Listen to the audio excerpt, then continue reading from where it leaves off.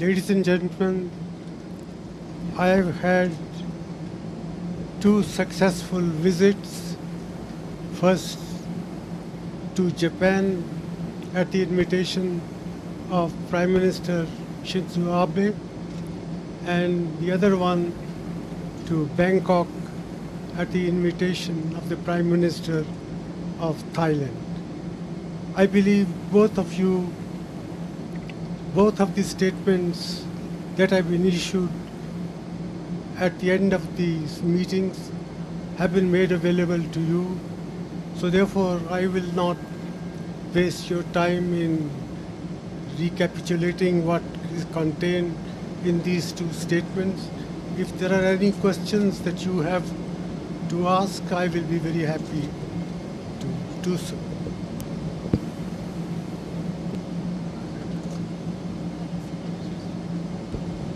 Morning, sir. My name is Little Sakal Bhatt from. louder.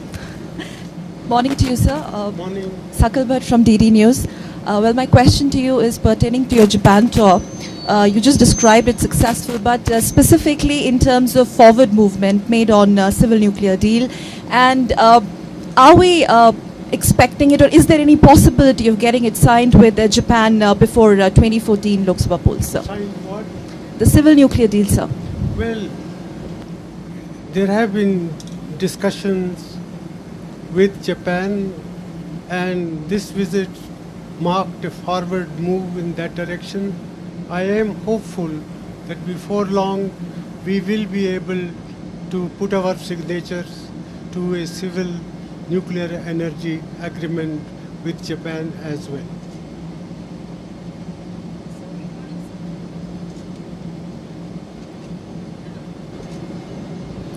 Sir, good morning, sir. I'm from All India Radio, Lakshmi. Sir, how do you describe the progress made so far in respect to the Look East policy, and especially in the backdrop of your bi-nation visit? And in the backdrop of your bi-nation visit, this visit, progress made so far, sir. Well, And any emerging new issues to be focused under this policy, sir? Well, the Look East policy of the Government of India is not a new development. When Prime Minister Narasimha Rao was our Prime Minister, I was the Finance Minister, we charted out a course of action to get closer to Southeast Asian countries, particularly ASEAN. And since then, this process has been moving forward. We have now ASEAN countries are our strategic partners, and there are enormous opportunities of expanding trade ties, expanding investment relation, expanding maritime cooperation, expanding the scope of trade and investment.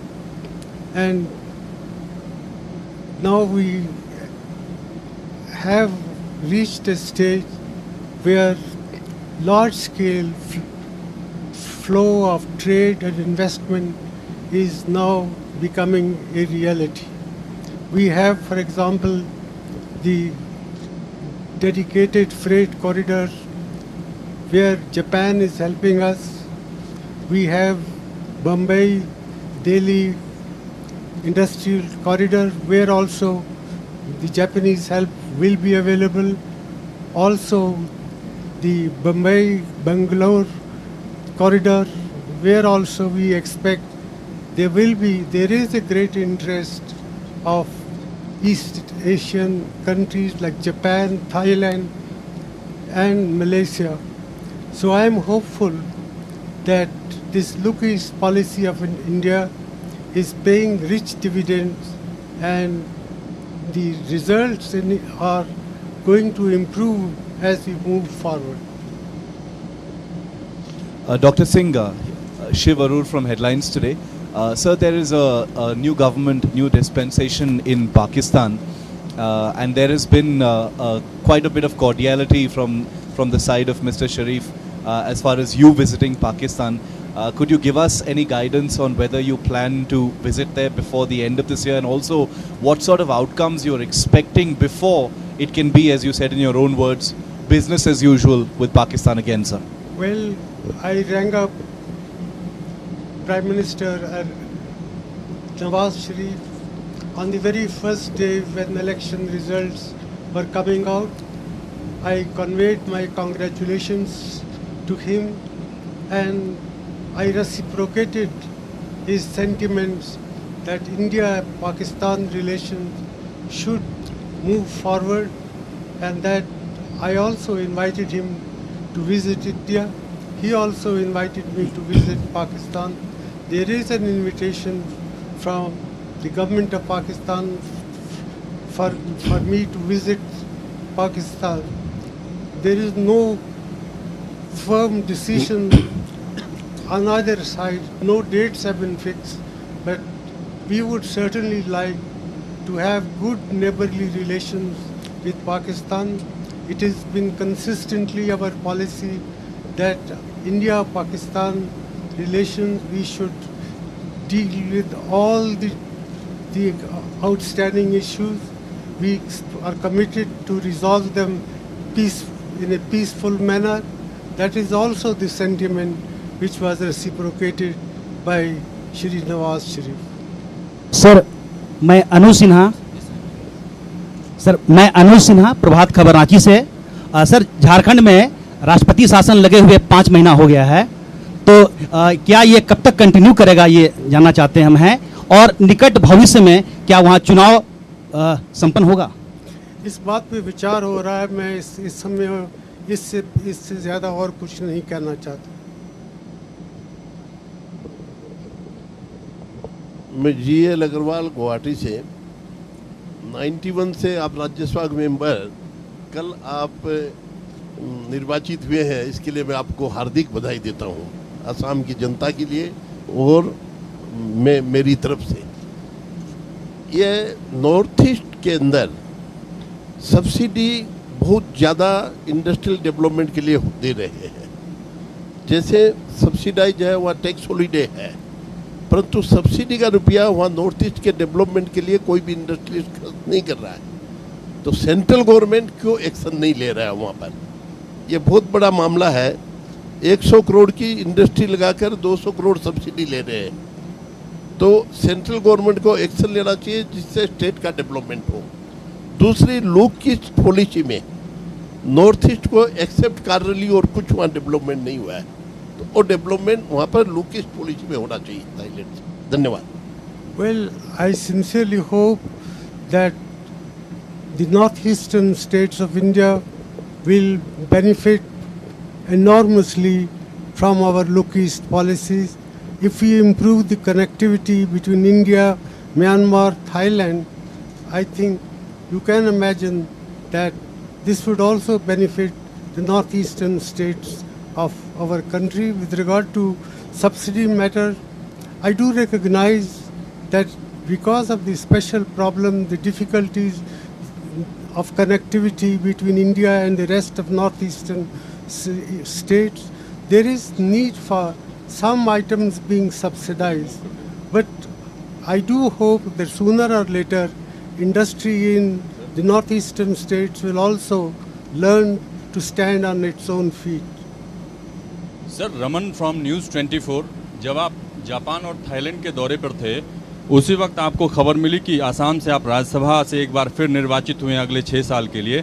तो क्या प्रधानमंत्री अभी तक आपने इस बात पर सहमति या अभी तक आपने इस बात का खुलासा नहीं किया है कि अगर आपको एक बार फिर से प्रधानमंत्री पद के लिए जिम्मेदारी मिलती है तो क्या आप इसको स्वीकार करेंगे? देखिए, जब मैंने अपने नॉमिनेशन पेपर भरे थे तो उसी समय मैंने साफ कर दिया था कि this has been my great privilege to represent Assam in the Rajya Sabha since 1991, and the people of Assam have given me yet another opportunity to serve them. I am very grateful to them. I have tried in my own way to serve the people of Assam to the best of my ability. I will do so with renewed dedication and commitment. Sir मैं अनुज गुप्ता नवभारत से आपकी मंत्रिपरिषद में 9 स्थान खाली हैं और चुनाव बहुत पास अधिकतम 1 साल के अंदर होगा, तो मंत्रिमंडल में विस्तार की उम्मीद हम लोग कर सकते हैं और कब तक? देखिए जी, कुछ मंत्रिमंडल में कुछ सीटें खाली हैं, उनको भरने पे विचार किया जा रहा है. Sir, here, Sandeep Phukan from NDTV. My question actually relates to the world of cricket. One of the biggest news developments that is happening in India today is about match fixing, is about betting, hawala scandals, all happening in the Indian Premier League, where even senior ministers, politicians are also associated with the game. The BCCI chief, Mr. Srinivasan, he has refused to step down from his position, saying he's done no wrong. Do you think it's about time for the government to intervene? Well, I wouldn't like to comment on this issue. This matter, the type of things that you have mentioned, they are under investigation, and it would not be proper for me to comment on the stage of investigation. I would only hope that politics and sport don't get mixed up. Sir, this is Jayant Ghoshal, Anand Badar Patrika. Sir, in UPA 1, left deserted you. In UPA 2, Mamta deserted you.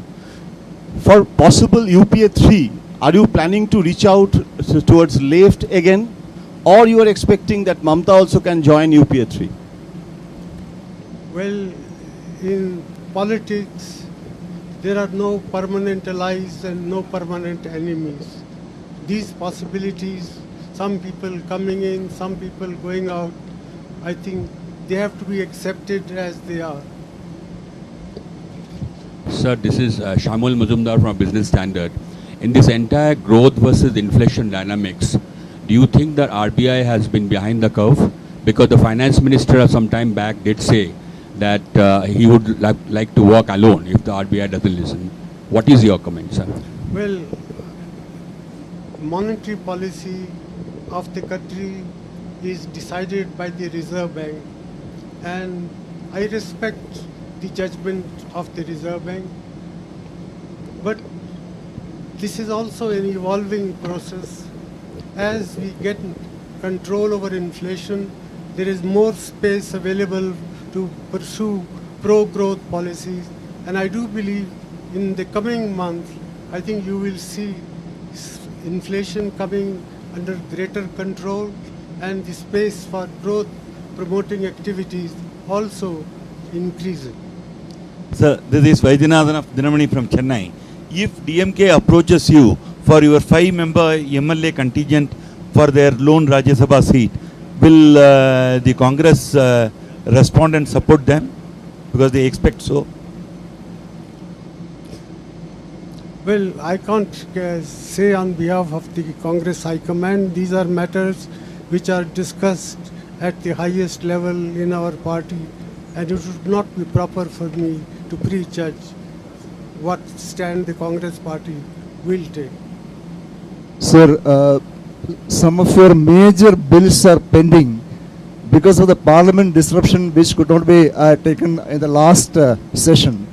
And you have given a call in your UPA anniversary meeting to the opposition for helping the government to pass those bills. Will there be a special session or will there be any other effort to pass it? Well, we'll make all possible efforts to ensure that the essential business is conducted smoothly, and I appeal once again to all political parties to help the government in this process. Last 2 questions. Sir, this is Pranab from Indian Express.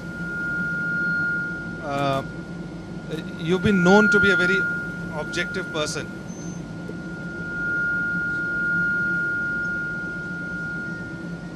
You've been known to be a very objective person. So as you complete your completing your 2nd term as Prime Minister, you've have a considerable list of achievements. If you can tell me 3 regrets which you have. Well, I can't tell you how I feel about the way UPA 2 has moved. I think there has been a great sense of continuity between UPA 1 and UPA 2, but it's unfortunately the fact that the opposition has become more impatient than ever before. They never expected that we would win the election for UPA 1, but they were doubly disappointed when we won the election for UPA 2, and therefore the obstructionist role of the opposition has increased enormously in recent years, and it is my great regret that some very essential business of the House has not been transacted because of these animosities between the opposition and the government. Last question. Prime Minister Mohan Narayan from PTI.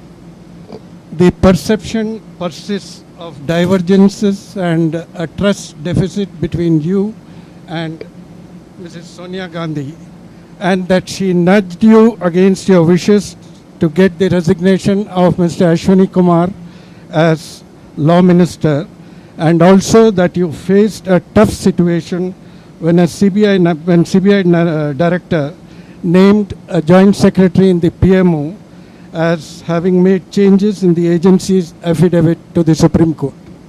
Well, I can say it is in all truthfulness that there is no difference of opinion between me and the Congress President.